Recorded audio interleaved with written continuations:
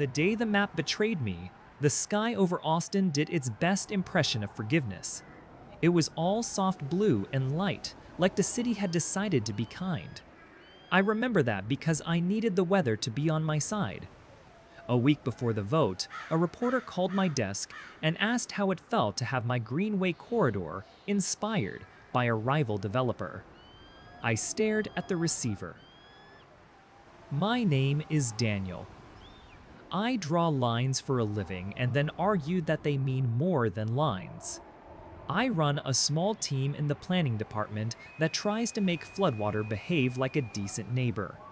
My project, a routing plan to thread a public trail and stormwater channel through a boxed-in neighborhood without knocking down heritage oaks, had taken a year.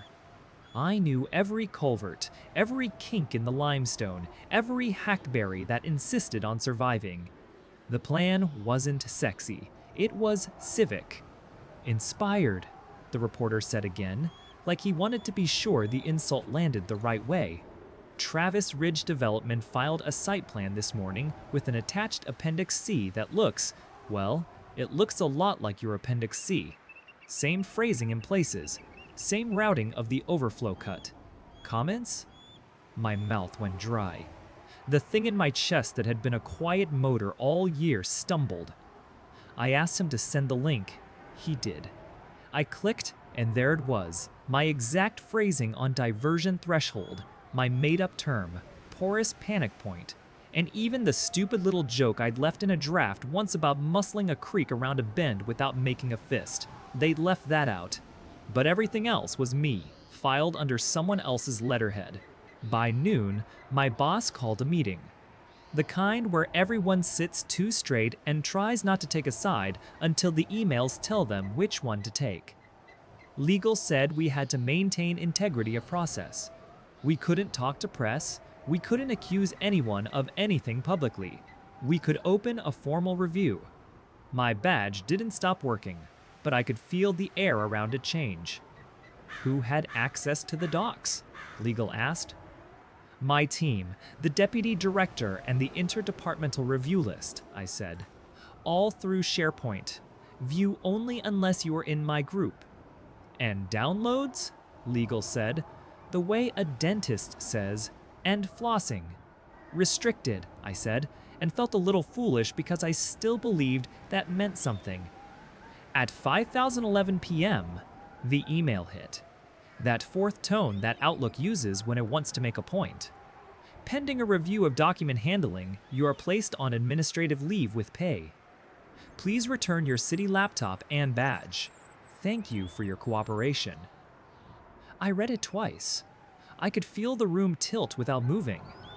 I thought of the map pinned to my wall with the red string wrapped around a street I grew up taking to a Little League field, my own handwriting in the margins that said, "Keep these oaks like grandma." I texted my wife, Casey. We'd met at a fundraiser for a historic house and married the following spring because we could talk until the restaurant kicked us out and the waiter started stacking chairs. She was an escrow officer at a title company, a person who can smile while juggling 11 numbers and a notary stamp. She knew the city's veins, parcels, easements, little paper stories that turned dirt into homes. For the past month, she'd been working late. She'd also started using a new cologne that wasn't hers. "Can we talk?" I typed. "It's bad." She answered fast. "With who?" "I have a closing at 6. A vendor meeting after." Vendor had been in her mouth a lot lately. The vendor was Owen from Travis Ridge. He was a man with a perfect haircut and a shirt that never made friends with his collar. He'd approached the city about partnering on a development near my corridor. He'd found Casey at some networking thing and started showing up the way weather does in a season you forgot existed. In our kitchen at 9, Casey set down her bag and hugged me the way you hug when you have to pass a test. She smelled like a hotel bar. Citrus, wood, and a kind of sweet I couldn't name. Her face did what it does when she anticipates a hard story. Eyebrows up, mouth a line, head tilt that says there are two sides. "They filed my plan," I said. "They used my words." Her eyes flicked the way they do when she rode, maps a conversation. Then it'll be obvious, she said. Just show proof. I have timestamps and internal approvals, I said. But public perception doesn't care. If the board thinks I leaked, we lose the vote. The neighborhood loses the trail. The floodwater wins. She rubbed her fingers over the rim of a glass like she could make the friction conjure a better answer. We'll fight it, she said. You've been the most careful person I know. I wanted to be inside those words and stay, like a kid under a blanket in a storm. I wanted to believe the world sorted itself if you were careful. I wanted to believe my house smelled like us and nothing else. I turned in my laptop the next morning at a window with plexiglass. My badge died with a little red wink. I sat in my car and stared at the steering wheel because sometimes it anchors you. Then I drove home and pulled the personal computer I almost never use from the closet. I logged into my city email through the browser because nothing stops a person who has to know if the animal in the bushes is a cat or a coyote. Maya from IT is the reason I still believe in certain people. She's a city lifer with a high bun and a voice that makes you feel like daylight. I texted her, "Can you check access history on my SharePoint files?" She sent back a single line. I cannot confirm or deny internal processes, but hypothetically, there's an audit trail. Hypothetically, SharePoint tracks every access and download. Hypothetically, if someone used my credentials or a link to pull a copy, it would note the device ID, the IP address, and the time. Hypothetically, our VPN logs would show whether a city laptop or someone through a home network was involved. By lunch, I had an unremarkable PDF from recordsaustin.gov that had all the remarkables. It listed file names, date stamps, usernames, device labels. My files had been viewed at odd hours by all the expected accounts. Then, 3 nights ago at 10:43 p.m., someone outside my team downloaded Appendix C and Boardbook V5 using my credentials, connecting from my home IP over VPN. My stomach did the elevator drop thing the body does when it realizes it's already falling. I sat very still in my chair because movement felt like it would break something. At 10:43 p.m., I'd been in bed reading about a man tracing floodplains with ground-penetrating radar because I am that kind of nerd. Casey had a vendor dinner. She sent me a selfie at 8017 in the parking garage across from her office. Running late, don't wait up. The audit log said my files had left my world and entered someone else's from my house when I wasn't home. I went to the hallway and pulled our router off the console. The DHCP leases looked normal. I scrolled the client names, my phone, Casey's laptop, the printer that refuses to recognize its own driver. At 10:40 p.m., one device had connected and left in 5 minutes. A string of numbers that didn't mean much except that it wasn't a device I knew. I couldn't sit still. I did what men who got cheated on in high school do when they grow up and learn they can run. I ran. Down the street, past Mrs. Klein's yard where the azaleas try too hard, around the block where a man with a stroller waved and didn't know I was drowning. Back at the house, I showered until the water went from hot to honest. I pulled on jeans, grabbed my keys, and drove to Casey's office at the title company. Her Corolla sat in its usual spot, but the lot was mostly empty. Across the street, the Sage Hotel sign glowed the kind of goofy friendly that comes before a fall. I called. She answered. "Hey," she said breathy. "I'm in a meeting. What's up?" "Come outside," I said. "Now." A long pause. Then, "Fine." The glass doors opened and there she was in a blazer she reserves for being convincing. A man in a shirt too close to his collar walked out behind her. Owen. His expression said he believed this was a scene and he was the director. He veered toward his car when he saw me. "What's going on?" Casey said, turning the smile on me. It didn't reach her eyes. "Appendix C," I said. "Board book V5. My files left our house at 10:43 p.m. 3 nights ago." "I don't know what you're talking about," she said. "Automatic." The VPN logs do, I said. The router leases do. SharePoint does. Maya does. I held up my phone with the audit trail in black and white. It came from our IP, from a device that wasn't ours. The compressed files routed through the VPN and then out. It took 19 seconds. She stared at the phone like it was a mirror and she could still fix her hair. Behind her, the hotel's sliding doors breathed open and a pair of nurses walked out laughing. One held a parking stub. "Did you give him my files?" I asked, because I needed a sentence that could hold me upright if she said yes. "I didn't give him anything," she said. And then her eyes did the micro movement I know inside out, the one that says a story is getting dressed in a hurry. I showed him the routing concept. He already had most of it. He wanted to make sure his engineers weren't missing anything before they filed. "Most of it," I repeated, because sometimes you have to hear the thing out loud so your brain can stop pretending it's a song you like. "It's a public good," she said, and I watched the words land between us like a legal pad. If his team lands the development, if the greenway gets built, if the flood channel is cut right, the neighborhood wins. Isn't that what you care about? Owen leaned against his car like a man auditioning to be punched. "Your husband's a smart guy," he said, voice smooth. "We just took inspiration." "You filed my document," I said, turning. "Not inspiration. Language."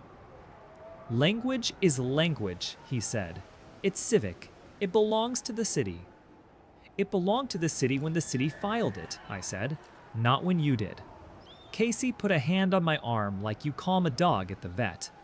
"Danny," she said, "we stopped using the nickname a year ago." I felt it like a trapdoor under my feet. "We're all on the same team here. If they get the vote, it gets done faster. The grant money's tied to their timeline. It's complicated. I thought if they filed first, the board would be too scared of politics to say no. And if they say yes to the developer, they'll have to include the greenway. It forces their hand." "You used my work to push their agenda," I said. "You used me to get them what they wanted." "I used a plan that makes sense to get it built," she said. "And," her voice faltered for the first time, "and Owen agreed to help with something personal." There it was, the angle I hadn't seen. "What personal?" I said, the grammar falling out of the sentence. She closed her eyes. "My mother's rehab. The facility down in San Marcos. The one that isn't covered. The placement fee alone?" Her face flickered. "He offered to sponsor a wellness initiatives through their foundation. He said he could make it happen fast if he could show his board immediate wins. I put everyone in a position to say yes." "You sold my work," I said, and felt the bone-deep weariness that comes when the thing you've been pushing away sits down and asks for a toothbrush. "You sold the vote. You sold us." Her hand dropped. "I did it for—" "Don't say us," I said. "Not this time." Owen pushed off his car. "You should be more grateful," he said, "because men like him believe gratitude is the appropriate posture of anyone not invited to the top of the table. The city's slow. We're fast. You want the trail, we'll build the trail. Everyone wins." I laughed without humor. "There's a difference between everyone and you," I said. Casey looked small and fierce and more herself than she had in weeks. "I didn't think it would blow back like this," she said, and there it was, the epitaph for 100 bad decisions. "I thought it was a nudge, a way to make sure what you built didn't die in committee." "You didn't think," I said. "That's the line." For a second, we stood there in the late light while the hotel doors kept breathing and the city kept being itself without permission. Somewhere, a siren started and stopped. Under our feet, the parking lot ate the sun. You want the procedural part fast? It went the way it goes when institutions smell smoke. Our ethics office opened an investigation. Our IT handed over logs without blinking. Legal drew a circle around my work and wrote in their tidy font that it had been accessed without authorization through my credentials. The vendor, Owen, smiled on a local business podcast until the host asked a quiet question about influence, and then he stopped smiling. The state's Attorney General's office sent a letter about unfair practices that used the word inducement like a hammer wrapped in velvet. The title company made sure to say it had zero tolerance for anything that looked like a conflict and that any personal actions by employees did not reflect company policy. They put Casey on leave that turned into an exit. Our board delayed the vote, which felt like a loss until it didn't. When it finally came, they did the right thing loudly. They voted yes on the corridor and no on the developer's ask for variances that would have made the flood channel a suggestion. At City Hall, our COO asked me to come by a conference room. He closed the door and said, "We're sorry," in a tone that told me he'd practiced. I nodded. He asked if I was willing to continue leading the implementation. I said yes. He asked if I wanted anything else. I said, "A letter." He said, "Done." They sent it the next morning, the kind of apology that uses full sentences and looks like it was written by someone who knows what language is for. At home, the air changed. There are moments in a marriage when the house shrinks and the end of the couch is a different country. We tried a week of speaking only logistics: who takes the car, who calls the plumber, who sleeps where. Then I asked if she wanted to talk about the thing without defending it. She said she didn't know how. We sat quiet because sometimes that's the truth. When the AG's office announced an inquiry into the Developers Foundation funding and its ties to influence on local boards, I didn't feel triumph. I felt like a man who found the pressure relief valve under his bathtub after a year of listening to pipes groan. Owen resigned from his company in a way that made it sound like he wanted to spend more time with his integrity. The board named a compliance officer whose whole job is to keep this from happening again. People sent me emails with phrases like brave and principled. I archived them like medals I never asked for. Casey texted me an address one afternoon: San Marcos, the rehab. She told me her mother had a bed. She said the fee was covered by a church fund and not a developer's shadow gift. She said she was sorry. And this time, the word didn't feel like a tool. It felt like a person sitting on the floor, tired. We met in the parking lot after visiting hours. She leaned against her car like she needed the metal to hold her up. "I wanted to be the one who solved it," she said. "It's how I'm built. I see a knot, I pull. I didn't want to tell you because I didn't want you to look at me and see this." "I looked at you," I said. "I saw my life." "What now?" she asked. "I'm going to a lawyer," I said. The words were not a weapon. They were a map. She nodded once. "I won't fight you on anything," she said. "The house, the accounts." "I'm not here for a win," I said. "I'm here for a line." The next morning, I walked into a law office where the plants were real and the water was cold. The attorney asked me to tell the story. I told it without the parts that didn't belong in a file. My mother's oaks, the flood water like an animal, the way Casey used to sing to her toast when it popped up. We went through the checklists. I initialed boxes I never thought I'd initial. I signed my name and felt it be mine. The corridor launched in spring. The ground crew cut the channel like a kind intention through stubborn earth. At the first rain, you could see the water listen. It slid where it was supposed to slide. Neighbors brought lawn chairs to watch. A kid on a scooter named the trail after his dog. Someone hung strings of lights under the footbridge, and for a second, I believed in people again. I walked it alone the first evening, the way you walk, a place you said existed before it existed. The city felt like it was saying sorry and thank you at the same time. On the far side, a man with a stroller asked if I knew where the path picked up behind the school. I did. I pointed. He said, "This is good," and I put that sentence in my pocket with the others. Casey texted once more. I signed the papers. "I wish I had been different. I'm working on it." I typed back, "I hope you heal."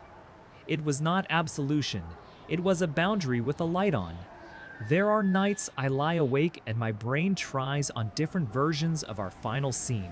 In one, I yell in a parking lot and it feels like winning. In another, I forgive too quickly and it feels like a soft bruise that never stops being touched. In the real one, we stood in a lot where the hotel doors breathed in and out, and I said the thing I could live with. I said the truth. What I know now, betrayal is not just a bed or a file. It's the story someone tells to turn you into a means. When you find out, your body will try to bargain. You will want to be the person you were the day before. You will count how many ways you can say maybe. You will check doors that weren't locked yesterday. And then, if you're lucky, you will draw a line you refuse to step over, and you will keep it, and sleep will come back slowly and honestly. I don't need the city to parade me for being right. I need the water to go where it's supposed to go. I need the corridor to give a kid on a scooter a place to ride. I need my name to be something I can say without explanation. 2 questions. Because I can't help it. If someone says they did it for you, but the way they did it steals the ground from under your feet, where do you stand? And when your work goes out the door wearing someone else's badge, do you fight to fix the system that let it happen, or do you build a different room and move in? If this story gave you something backwards, a line, a little light stick around, leave a comment and subscribe.